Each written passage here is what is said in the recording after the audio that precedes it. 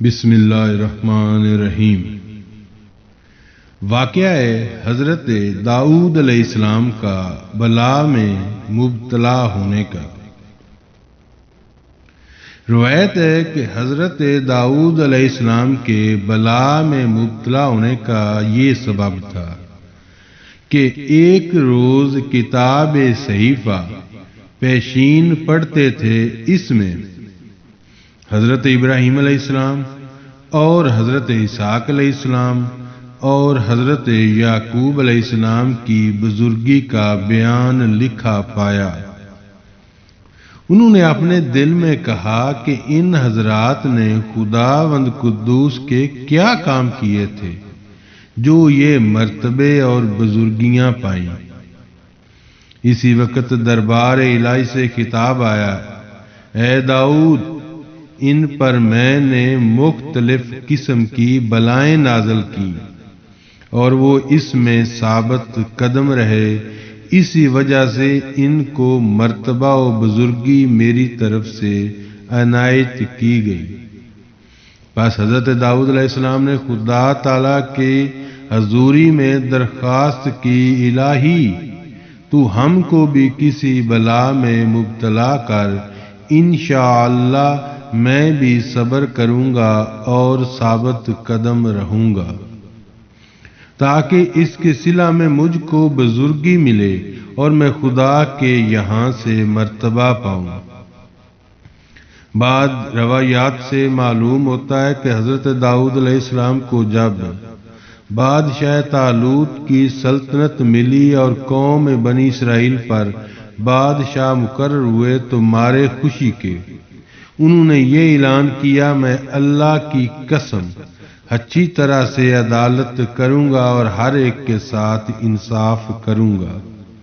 لیکن یہ کہتے وقت انشاءاللہ کہنا بھول گئے اور اسی لفظ کو اپنی زبان سے نہ کہا، اور بعد روایتوں سے معلوم ہوتا ہے کہ اعتماد پر دعا کی، اے پروردگار تو گنہگاروں پر رحم فرما، اور اپنے کو گناہ سے پاک تصور کیا۔ اور اس بات پر اکثر راویوں نے اختلاف کیا ہے۔ حاصل کلام صرف یہ ہے کہ ایک روز حضرت جبرائیل علیہ السلام نے آ کر کہا، اے داؤد، خدا نے تم کو صحت اور عافیت سے رکھا ہے اور تم اپنی خواہش سے طلب کرتے ہو، اچھا اگر تمہاری تمنا یہی ہے تو وہ بالکل دن قریب ہے کہ ایک روز تم پر کوئی بلا نازل ہو گئی۔ ایک روایت میں یوں آیا کہ حضرت داؤد علیہ السلام ایک روز اپنے گھر میں بیٹھے تھے۔ روز موعود کو دوشنبے کے دن 17ویں تاریخ ماہ رجب کی اچانک ایک خوبصورت پرندہ کبوتر کے مانند اور بدن اس کا سونے کے رنگ کے مانند اور ہر پر اس کا رنگ برنگ مثل جواہر کا تھا، اور ناخن اور چونچ مثل یاقوت سرخ کے، اور اس کی آنکھیں مانند زمرد کے، اور پاؤں اس کے مانند فیروزے کے تھے۔ حضرت داؤد علیہ السلام کی جو عبادت گاہ اپنے گھر میں تھی، اس میں ایک طاق بھی تھا، اور یہ پرندہ اسی طاق میں حضرت کے سامنے آ کر بیٹھ گیا۔ حضرت داؤد علیہ السلام نے اس کا حسن اور لطافت دیکھ کر خواہش کی کہ اس کو اپنے لڑکوں کے واسطے پکڑ لیں۔ جب حضرت داؤد علیہ السلام نے اس کے پکڑنے کی کوشش کی تو وہ پرندہ وہاں سے اڑ کر ایک باغ میں جا بیٹھا۔ حضرت داؤد علیہ السلام اس کے پکڑنے کے واسطے وہاں بھی آ گئے اور وہاں جا کر لوگوں سے دریافت کیا کہ یہ باغ کس کا ہے۔ وہاں کے لوگوں نے حضرت داؤد علیہ السلام سے عرض کی، یہ باغ ایک عورت کا ہے اور اس کا نام بطشا ہے۔ یہ سن کر حضرت داؤد علیہ السلام ایک بالا خانے پر چڑھ کر چاروں طرف بہت دیر تک دیکھتے رہے، اور اسی باغ میں بطشا عفیفہ ننگی حوض میں اپنے نہاتی تھی۔ حضرت داؤد علیہ السلام کی اچانک نظر اس پر جا پڑی اور ایک روایت سے معلوم ہوا کہ حضرت داؤد علیہ السلام نے اس کو دیکھ کر بہت خواہش کی، واللہ علم۔ اور ادھر بطش کو معلوم ہوا کہ یہ شخص مجھ پر بہت خواہش رکھتا ہے، پس اس نے اپنے بالوں سے اپنا تمام بدن ڈھانپ لیا اور اپنے دل میں ان کے نہال محبت کو بویا، اور وہ حضرت داؤد علیہ السلام نے بالا خانے سے اتر کر اس باغ کے پاس جا کر پوچھا کہ یہ پرندہ کس کا ہے؟ وہاں کے رہنے والوں نے جواب دیا کہ یہ پرندہ بطشا عورت کا ہے جو اس باغ کی مالکہ ہے۔ پھر حضرت داؤد علیہ السلام نے لوگوں سے دریافت کیا اس کا شوہر ہے؟ وہاں کے لوگوں نے حضرت داؤد علیہ السلام کو بتلایا کہ ہاں، ایک شخص سے چند روز ہوئے اس کا بیاہ ہوا تھا اور اس کا نام اوریا ہے، لیکن جب ابھی تک اس کا نکاح ہوا ہے وہ ابھی تک گھر میں نہیں آیا، وہ کسی کام سے فوج کے کام میں مصروف ہے۔ یہ سن کر حضرت داؤد علیہ السلام نے اوریا کو بلایا اور بہت ہی پیار و محبت سے کہا، تم جہاد میں جاؤ، اور بہت روپیہ پیسہ دے کر اس کو جہاد میں جانے کو تیار کیا اور اس کو اچھی طرح سے خوش کر دیا اور اس کو جہاد پر روانہ کر دیا، جہاں کے جائے دشوار تھی، بہت خطرناک علاقہ تھا، یعنی وہاں جو جاتا پھر واپس لوٹ کر نہیں آتا۔ پس اوریا نے وہاں جا کر بہت لڑائی کی اور پھر فتح و کامران بھی ہوا۔ پھر وہاں سے دوسری جگہ اس کا نام ناطقہ تھا، وہاں جا کر بہت لڑائی کی اور درجہ شہادت پائی۔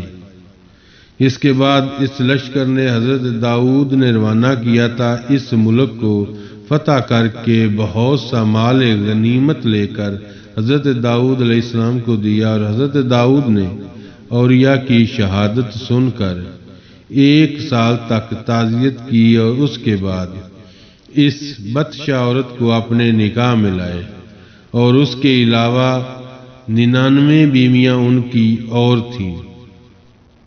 جب حضرت داؤد علیہ السلام نے بطشا سے نکاح کر لیا تو اب پوری 100 بیویاں ہو گئی۔ ایک روایت سے یہ بھی معلوم ہوتا ہے کہ حضرت سلیمان علیہ السلام بطشا کے بطن سے پیدا ہوئے تھے۔ ایک دن حضرت داؤد محراب میں بیٹھے اور خداوند قدوس سے مناجات کر رہے تھے کہ اتفاقیہ 2 شخص اجنبی اس محراب کی دیوار توڑ کر اندر آئے۔ یہ دیکھ کر حضرت داؤد چونک پڑے اور انہوں نے کہا، اے داؤد مت ڈر۔ اللہ قرآن مجید میں فرماتا ہے، کیا پہنچی ہے خبر تجھ کو دعویٰ کرنے والوں کی کہ جب وہ دیوار کو توڑ کر اندر آئے تیرے عبادت خانے میں داخل ہو گئے۔ یہ دیکھ کر داؤد گھبرایا اور وہ ان سے بولے کہ تم مت گھبراؤ، ہم تو 2 جھگڑنے والے ہیں اور زیادتی کی ہے ایک نے دوسرے پر، سو تو فیصلہ کر دے ہمارے درمیان انصاف کا اور زیادہ دیر مت کر اور ہم کو سیدھی راہ بھی بتا دے۔ یہ سنتے ہی حضرت داؤد علیہ السلام نے ان سے کہا، اپنا حوال بیان کرو۔ پس کہا اس فریادی نے حضرت داؤد علیہ السلام سے، اللہ قرآن میں فرماتا ہے، یہ جو ہے وہ میرا بھائی ہے، اس کے پاس ہیں 99 دمبیاں اور میرے پاس ہے 1 دمبی۔ پھر یہ مجھ کو کہتا ہے کہ تم اپنی دمبی بھی میرے حوالے کر دو، اور اس بات میں مجھ سے زبردستی بھی کرتا ہے۔ یہ بات سن کر حضرت داؤد علیہ السلام نے اس کے مخالف شخص سے کہا، کیوں جی یہ جو کچھ کہتا ہے سچ ہے یا نہیں؟ وہ بولا سچ ہے۔ اللہ قرآن میں فرماتا ہے، بولا داؤد کو بے انصافی کہتا ہے تجھ پر کہ مانگتا ہے تیری دمبی کو اپنی دمبیوں میں ملانے کو۔ پس حضرت داؤد علیہ السلام نے دونوں فرشتوں نے جو کہ آپس میں متخاذمین بن کر آئے تھے ہنس کر کہا، اے داؤد، ہم اللہ کے فرشتے ہیں، باوجود تیری 99 بیویوں کے اوریا کی بیوی سے حرص کی غرض سے نکاح کیا اور ایک پوری 100 عورتوں کو اپنے نکاح میں لائے۔ یہ در حقیقت ایک مقدمے کی صورت میں پیش کر کے جو ہم آئے ہیں تمہارے پاس، یعنی دنبی کا معاملہ لے کر کہ یہ تم نے اپنے نفس پر ظلم کیا، یہ کہہ کر دونوں فرشتے غائب ہو گئے۔ یہ واقعات جامع التواریخ میں مذکور ہیں اور قصص الانبیاء میں لکھا ہے کہ حضرت داؤد علیہ السلام کے وقت میں اوریا ایک شخص تھا اور ایک عورت سے اس کے نکاح کا پیغام تھا اور بہت ممکن تھا کہ اس کا نکاح ہو جائے، لیکن اس عورت کے وارثوں کو اوریا سے کچھ خلش تھی، اسی واسطے اس عورت کو اوریا کے نکاح میں انہوں نے نہیں دیا تھا۔ پھر اس کے بعد حضرت داؤد علیہ السلام نے اس عورت کو نکاح کا پیغام دیا، حالانکہ ان کی 99 بیویاں موجود تھیں۔ اگرچہ یہ خلاف شرع تھا، لیکن از روئے توریت و زبور کے ایسا ہو سکتا تھا، لیکن بظاہر اتنا بھی پیغمبر کی شان کے خلاف ہے۔ شاید کوئی اس میں شک و شبہ کرے کہ یہ چیز بھی شان پیغمبری میں درست نہیں ہے۔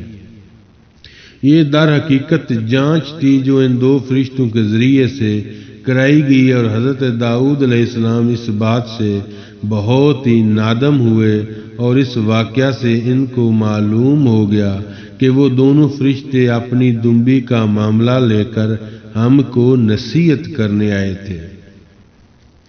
پھر حضرت داؤد علیہ السلام نے اپنی جملہ تقصیر و غلطی و خطا سے متعارف ہو کر بہت روئے اور اللہ تعالیٰ سے توبہ کی اور 40 روز تک مسلسل سجدے میں پڑے رہے اور نہ اچھی طرح کھاتے تھے اور نہ اچھی طرح کوئی چیز پیتے تھے اور شب و روز رویا کرتے تھے، اور جس جگہ پر وہ سجدہ ریز تھے ان کے رونے کے آنسوں سے اس کے قریب و جوار میں گھاس پیدا ہوگی اور وہ بڑھتے بڑھتے سر سے بھی اونچی ہو گئی۔ تب باری تعالیٰ سے ندا آئی، اے داؤد علیہ السلام، اپنا سر سجدے سے اٹھا اور میں نے تیری جملہ تقصیرات کو معاف فرمایا۔ یہ سن کر حضرت داؤد علیہ السلام نے اپنا سر سجدے سے اٹھایا اور پھر ایسی آہ ماری کہ اس آہ سے سب گھاس جو ان کے چاروں طرف تھی جل گئی۔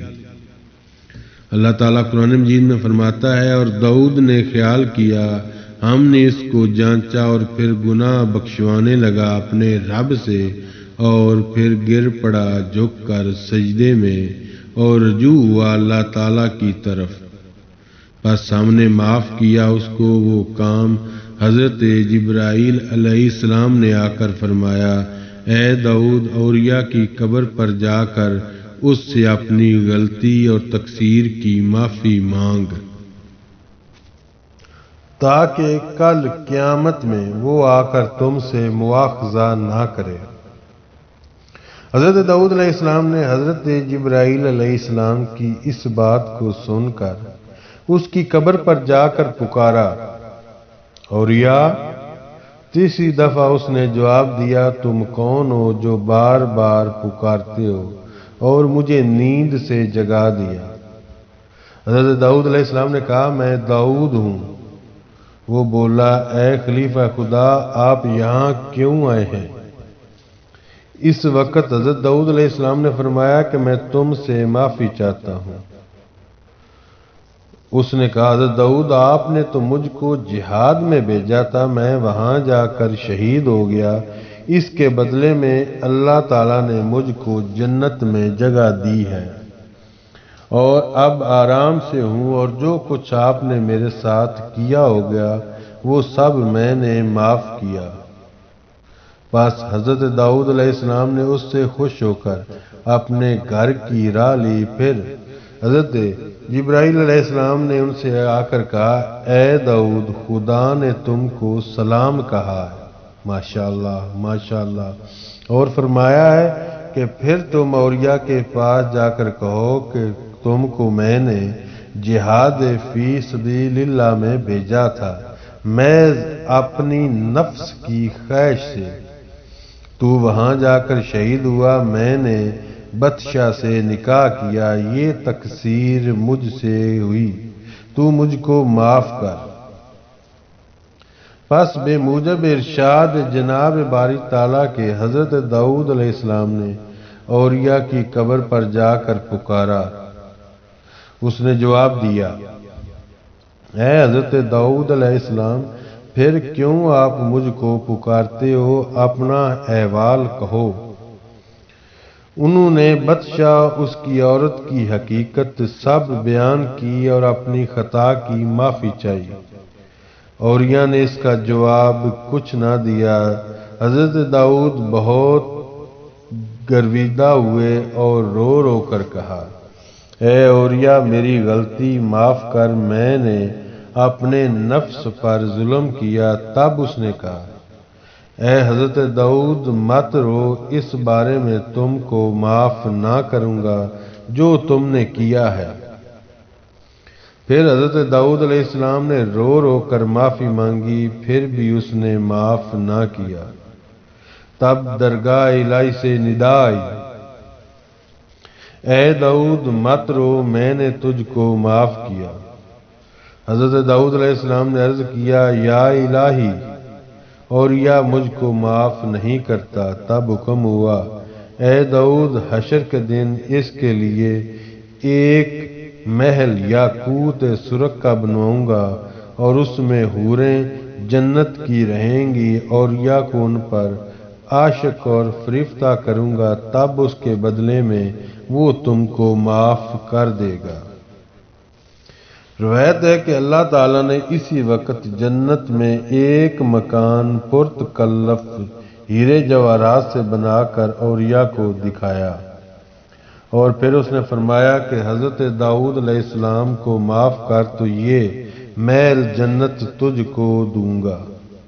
بس اس وقت وہ یہ محل اور حوریں دیکھ کر عاشق ہوا اور خوش ہو کر حضرت داؤد علیہ السلام کو پکارا، اے داؤد، میں نے تمہاری خطا معاف کی۔ اس کے بعد حضرت داؤد علیہ السلام خوش ہو کر اپنے گھر پر آئے۔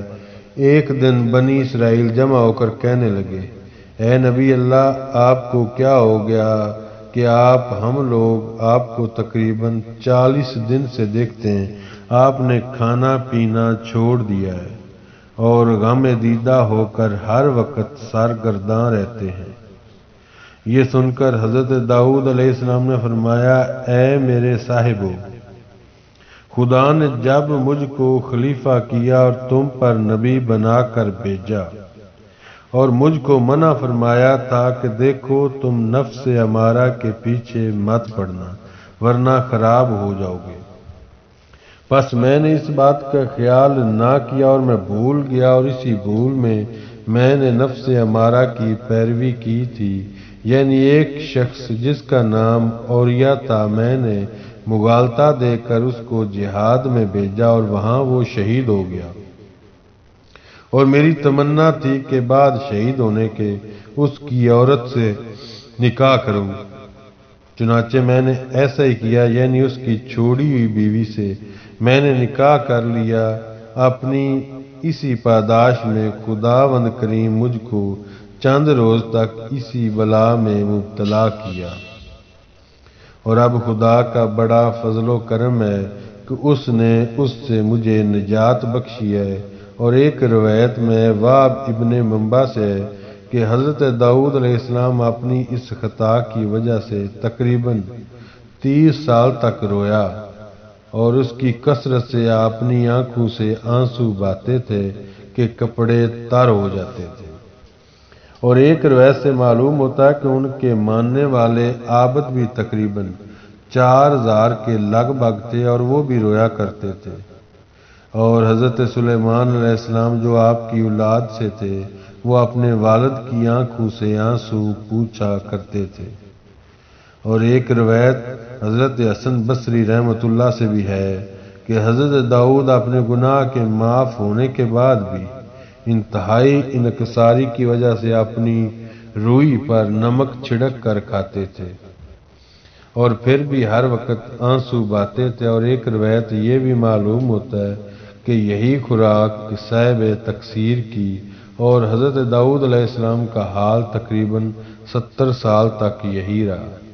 ایک دن حضرت داؤد علیہ السلام بیت المقدس میں جا کر زمین پر سر رکھ کر رو رہے تھے کہ حضرت جبرائیل علیہ السلام نے جناب باری تعالیٰ سے یہ مجدہ لے کر آئے، اور اللہ قرآن میں فرماتا ہے، بس ہم نے معاف کر دیا اس کو کہ وہ کام اور اس کا ہمارے پاس مرتبہ ہے اور اچھا ٹھکانہ۔ حضرت داؤد علیہ السلام ایک دن ممبر پر چڑھ کر شکر خدا بجا لائے اور زبور پڑھ کر عرض کی، الہی توبہ تو نے میری قبول فرمائی۔ اسی وقت غیب سے آواز آئی،